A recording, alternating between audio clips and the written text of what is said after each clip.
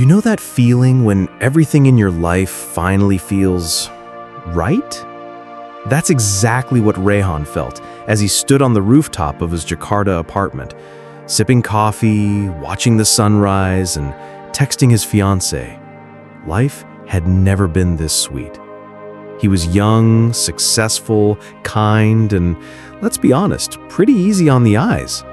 A creative director at a top agency with a tight-knit family, and most importantly, in love with a woman who felt like his soulmate. Her name was Amara. They met 2 years ago at a charity event. She was elegant, graceful, and carried the kind of mystery that made Rayhan want to write poetry even though he was terrible at it. Amara had this quiet strength. She didn't need to talk much to be unforgettable. Their wedding was just 2 weeks away. Everyone around them was buzzing with excitement. Family dinners, gown fittings, location visits, and 1,000 little details that somehow made everything feel more real. But what Rayhan didn't know was that someone else had started to drift into the picture. Someone who looked just like Amara. Rayhan had always known that Amara wasn't the kind of woman who opened up easily. She had her secrets, but so did everyone, right? What mattered was how deeply they loved each other. One afternoon, while flipping through an old family album at Amara's house, Rayhan noticed a photo he'd never seen before. It was Amara, or so he thought, standing beside another girl who looked exactly like her. "Who's this?" he asked, smiling. Amara froze. Her hand gripped the album just a little too tightly. That's my twin sister," she said, her voice soft. "Twin? You never told me you had a twin." Amara looked down. "Her name is Arya. We're not close." Rayhan didn't push. Everyone had family drama, and if Amara didn't want to talk about it, he respected that. Still, a twin sister? That was something pretty major to leave out. And maybe, just maybe, that silence should have felt like a warning. The wedding preparations were going smoother than anyone expected. Rayhan's mom was obsessing over flower arrangements. His best friend kept joking about sneaking snacks during the vows. Even the weather forecast predicted clear skies for the big day. Amara, too, seemed calmer, more present. She smiled more, held Rayhan's hand tighter, and kissed his cheek every time he got stressed about the guest list. But there were little things off, like how Amara would suddenly go quiet when they talked about the honeymoon, or how she avoided answering questions about her childhood, or how she kept glancing at her phone, then quickly locking it. Rayhan brushed it off. Maybe it was pre-wedding jitters. After all, he was nervous too. But then came the text. Late at night, the screen lit up on Amara's phone. Rayhan happened to see it from across the room. It was just one line, from a contact saved as A. "Are you sure you want to go through with this?" Rayhan didn't say anything. Not yet. But something inside him whispered, this wedding might not go the way he dreamed. The big day had arrived. The garden was glowing, white roses everywhere. The soft notes of a string quartet floated through the air as guests began to fill their seats. Rayhan stood near the altar, heart pounding, nervous, excited, so ready. He glanced at his watch. The ceremony was supposed to start 20 minutes ago. He smiled politely at the guests.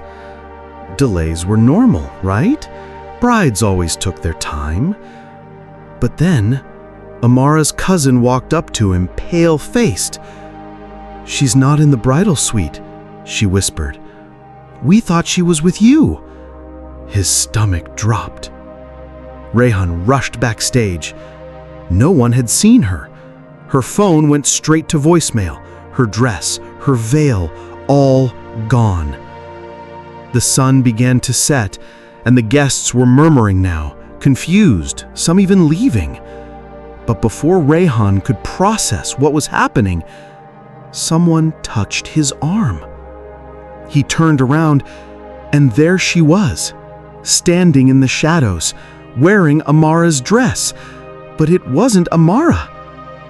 It was Arya, the twin sister he barely knew.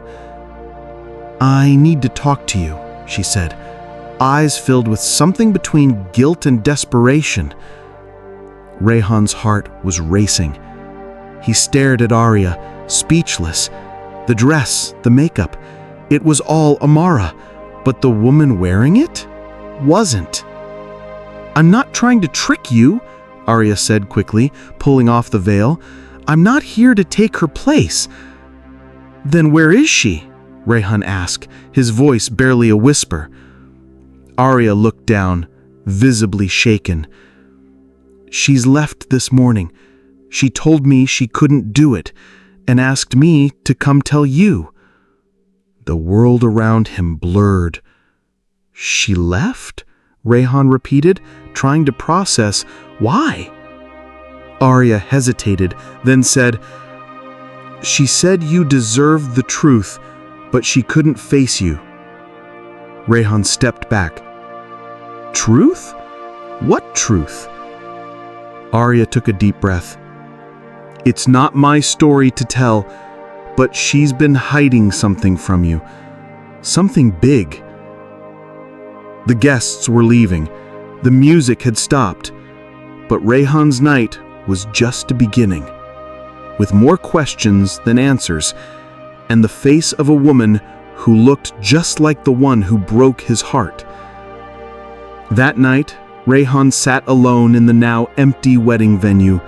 The chairs were abandoned, the cake untouched, the air heavy with what should have been. Arya returned with a small envelope. "She asked me to give you this if she didn't come back." It was a handwritten letter, Amara's neat cursive, with his name on the front. Rayhan opened it with trembling fingers. "Dear Rayhan, I tried to be the woman you believed I was. I tried to forget what happened before I met you. But love built on a lie isn't love at all. I didn't leave because I don't love you. I left because I do, and you deserve the truth, even if it breaks you." That was it. No explanation, no confession, just heartbreak wrapped in honesty. Rayhan looked at Arya, who stood there quietly, watching him break a little more with each second. "She didn't even say where she went?" he asked. Arya shook her head. "She's cut off contact with everyone, even me. But if it means anything, she really did love you." Rayhan wanted to scream, cry, collapse, but instead he clenched the letter and said the one thing he never thought he'd say. "Then I need to find her. I need answers." Rayhan didn't sleep that night. He just sat on his couch, replaying every conversation, every glance Amara gave him.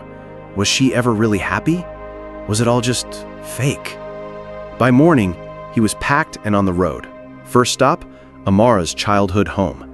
Her parents greeted him with shocked faces and heavy silence. "She didn't tell us anything," her mother said, eyes full of worry. "We thought she was with you."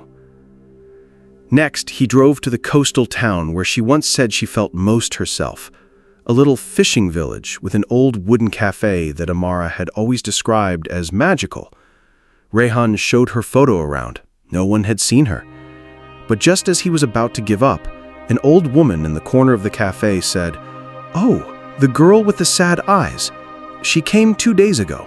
Didn't speak much, just stared at the sea." Rayhan's heart leapt. He was getting closer. But something inside told him, the closer he got to Amara, the closer he'd come to a truth that might hurt more than her absence. Rayhan returned to the cafe the next morning, just in case, and that's when a voice behind him said, "You're the groom, aren't you?" Rayhan turned around. A man in his early 30s, simple clothes, salt in his hair, clearly a local. "She talked about you," the man said, sitting across from Rayhan. "Not by name, but I knew." Rayhan's chest tightened. "Where's she?" "I don't know. She didn't stay long, but she came to say goodbye. Said she was finally closing a chapter." "What chapter?" Rayhan asked desperately. The man paused. "I used to know her, years ago. Before you, before everything. She used to come here when she needed to forget." "Forget what?" Rayhan looked him dead in the eyes. "A mistake she made, one she's still punishing herself for." Rayhan felt a chill run down his spine. This wasn't just about wedding jitters. This was deeper, darker, older. He realized then, he wasn't chasing after a runaway bride. He was chasing after a woman who'd been running from herself for years. The man from the cafe led Rayhan to an old abandoned guest house by the sea. She stayed here once, long ago, when she was heartbroken and hiding. Rayhan explored the dusty room, and tucked behind a drawer, he found it. A photo, worn and creased. It was Amara, maybe 5 years younger, holding hands with a man Rayhan didn't recognize, smiling, in love. And beside that photo was a small notebook. Inside, scribbled entries. "I didn't mean to hurt him. I just didn't know how to walk away. I tried to fix what I broke, but it's too late. Maybe I'm not meant for love. Maybe I only know how to ruin it." Rayhan closed the book slowly. It wasn't about him. It wasn't about the wedding. It was about a past she never healed from, and a guilt she never confessed. He wasn't the first man Amara had promised forever to, but he might be the first one she truly wanted to keep. Rayhan sat by the sea that night, the photo and notebook still in his hands. The pain was real, but something stronger had taken its place. Clarity. He finally understood Amara didn't leave because she didn't love him. She left because she was terrified he'd love her back once he knew everything. And for the first time since the wedding fell apart, Rayhan didn't feel abandoned. He felt chosen. Chosen to be the one who didn't run away. The next morning, he called Arya. "I need your help," he said. "I want to find her, not to fix her, not to change her, but to show her that love isn't something she has to earn or hide from." Arya was quiet for a second. Then she said, "I think I know where she might go next." Rayhan packed his bags, not for a confrontation, but for a promise he was finally ready to keep, even if she wasn't ready to hear it yet. Rayhan followed Arya's lead to a quiet hill town nestled in the mountains, a place Amara once visited as a child, somewhere she described as the only place where my thoughts didn't scream. After hours of searching, he found her. She was sitting alone on the edge of a hill, wrapped in a pale scarf, staring at the distant horizon. He didn't call her name. He just sat beside her. She didn't look surprised, just tired. "You found me," she whispered. "I wasn't trying to catch you," Rayhan said. "I came because I still love you." Tears welled in her eyes. "Rayhan, you don't even know who I am. I know you're someone who carries too much guilt, someone who thinks she has to disappear to protect people." She shook her head. "You deserve someone with a clean past, not someone who left another man at the altar before you, not someone who lies to survive." Rayhan looked at her, not with anger, but with calm certainty. "You don't get to decide what I deserve. You just get to choose whether you'll let yourself be loved anyway." She didn't respond. She just stood and walked away. And Rayhan sat alone again. But this time it didn't feel like the end. Rayhan stayed in the mountain town, not to chase her again, but to simply wait. Every morning he sat at the same small cafe by the valley road. Every evening he walked past the hill where he last saw her. He didn't ask anyone where she was, didn't beg for answers. He just let his love exist, quiet, steady, unshaken. Locals began to notice. "That's the man who waits," they whispered. One day, the cafe owner asked, "How long will you wait?" Rayhan smiled. "As long as it takes." Because love isn't always about grand gestures. Sometimes it's about being the one who stays. And finally, one rainy afternoon, she came. Not with flowers, not with tears, just a single sentence soaked in rain. "I'm scared, Rayhan." He looked at her and said softly, "Then let me stand in the storm with you." Amara sat across from Rayhan in that quiet mountain cafe. Her fingers trembled around the warm cup in her hands. "I thought if I left early enough, you would never look for me," she whispered. Rayhan didn't speak. He just listened. She took a breath, shaky but determined. 5 years ago, I was engaged to someone else. His name was Demas. He was kind, safe, but I didn't love him. I convinced myself I could learn to. Rayhan's face didn't change.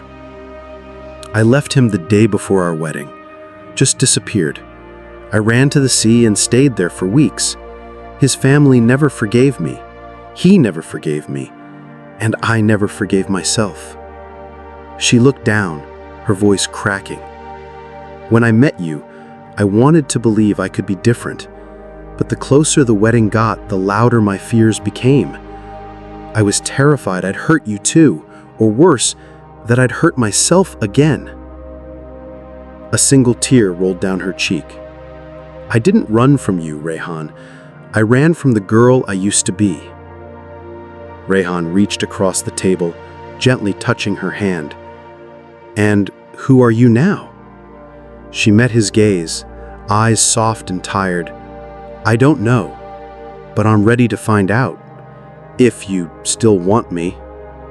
Rayhan looked at Amara, really looked at her. She wasn't the flawless bride he had dreamed of. She was a woman who had been broken, rebuilt herself in silence, and still didn't believe she was worthy of being chosen. And yet, in that moment, he knew, I didn't come this far to walk away now. Amara shook her head. "I can't promise I won't get scared again. I can't promise I won't mess up." Rayhan smiled, softly. "Then don't. Just promise you'll stay." There was a long pause between them. The cafe was quiet. The rain had stopped. Then Amara stood up and took off the ring she wore on a chain around her neck. Rayhan recognized it. It was the one he gave her, the one she never wore but never let go of. She placed it in his hand.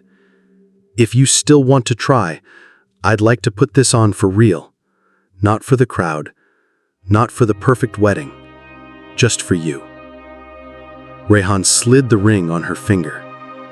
No altar, no guests, just two people choosing each other with all their flaws. And for the first time since the day she left him standing alone, Rayhan finally felt whole again. Rayhan and Amara didn't rush home. They stayed in the little mountain town for a few weeks, walking through forests, sharing silence, laughing again, like two people learning each other all over again. There were no wedding planners, no timelines, no pressure. Just quiet breakfasts, long talks, and sometimes long pauses that didn't need filling. Amara still had bad days. Guilt still crept up on her. But now, when it did, she didn't run. She turned to Rayhan, and he stayed. One night, they sat by the fireplace, sipping tea. Amara said softly, "You know I still don't feel like I deserve this." Rayhan leaned over, kissed her forehead, and replied, "You don't have to deserve love. You just have to receive it." That night, she didn't cry. She just smiled, curled into him, and for the first time in years, let herself believe she could be loved exactly as she was. When Rayhan and Amara finally returned to the city, the world felt different. Not because the traffic had changed or the buildings looked taller, but because this time they walked through it together. No lies, no fear, no pretending. Their first stop was Rayhan's family home. His mother opened the door and gasped. Amara stood there, nervous, holding a small cake she had baked herself. She said softly, "I don't expect you to forgive me. I just want you to know, I love your son, and I'm here, for real this time." Rayhan's mom stared for a long moment, then pulled Amara into the warmest, tear-filled hug. The past didn't disappear that day, but it loosened its grip. Later that week, Rayhan met with friends, told them the story, not just the romantic parts, but the messy, painful truth. And surprisingly, people didn't judge. They listened. Because sometimes, love isn't about being perfect for the world. It's about being honest with the people who matter. Rayhan and Amara didn't plan another wedding. They didn't want a stage, or decorations, or matching hashtags. They wanted something real. So, one sunny morning, on a quiet hill overlooking the city, they stood facing each other. Just the two of them. Amara wore a simple cream dress. Rayhan wore his favorite shirt, the one she always stole when she got cold. There were no vows written on paper. They just spoke from the heart. Rayhan said, "I don't promise you perfection, but I promise presence. Every day, no matter what." Amara said, "I may not always be brave, but I promise I won't run. Not anymore." They exchanged rings again, not because they had to, but because this time they chose to. No guests, no applause. Just two souls finally free of their past, beginning a future that felt like home. Months passed. Rayhan and Amara settled into a rhythm. Quiet mornings, workdays filled with purpose, nights curled up with books and music. There were still moments of doubt, especially for Amara, like when she heard from someone who knew Dimas, or when old memories resurfaced. But Rayhan never asked her to forget. He just reminded her, "You're here now. And so am I." They didn't need grand vacations or picture-perfect dinners. They found joy in the little things. Grocery shopping together, arguing over which movie to watch, leaving love notes on bathroom mirrors. One night, as they sat on the balcony watching the stars, Amara whispered, "I used to think love was something you had to chase. Now I know it's something you build." Rayhan reached for her hand and said, "And rebuild, as many times as it takes." Their story wasn't perfect, but it was theirs, and that made it beautiful. One lazy Sunday afternoon, Amara found the old wedding invitation tucked inside a drawer, the one with the date that never happened, the one she ran from. She held it in her hands for a long time.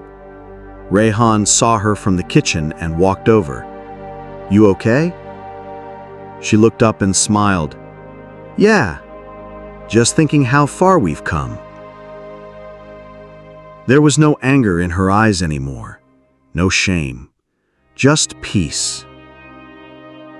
They talked about everything that happened, the heartbreak, the disappearance, the quiet reunion in the mountains. Rayhan said, "You know, if that day had gone perfectly, we might not have made it." Amara nodded, because we weren't ready to be honest. We were still trying to perform love, instead of just living it. They laughed gently. It was the kind of laugh that only comes from surviving something together. Their story wasn't about getting it right the first time. It was about falling apart and still choosing to come back. Not because they had to, but because they wanted to. It was a year to the day since the wedding that never happened. Rayhan and Amara didn't celebrate it like an anniversary, but they marked it, quietly, meaningfully. They returned to the same garden venue, not dressed up, not with guests. Just the two of them, walking hand in hand through rows of flowers that had once waited for a bride who never came. Amara stood beneath the old altar arch, Rayhan beside her, and for a moment, they just breathed. "It's strange," Amara whispered. "I thought this place would haunt me." Rayhan looked at her. Maybe it used to, but not anymore. Because now they saw it not as the place where everything went wrong, but as the beginning of the story that taught them what real love really looks like. Messy, uncertain, quietly powerful. The kind of love that doesn't try to fix you, but stays while you heal. And in the end, it wasn't the wedding that made them whole. It was the choice to keep showing up. Again and again. Not because it was easy, but because it was real.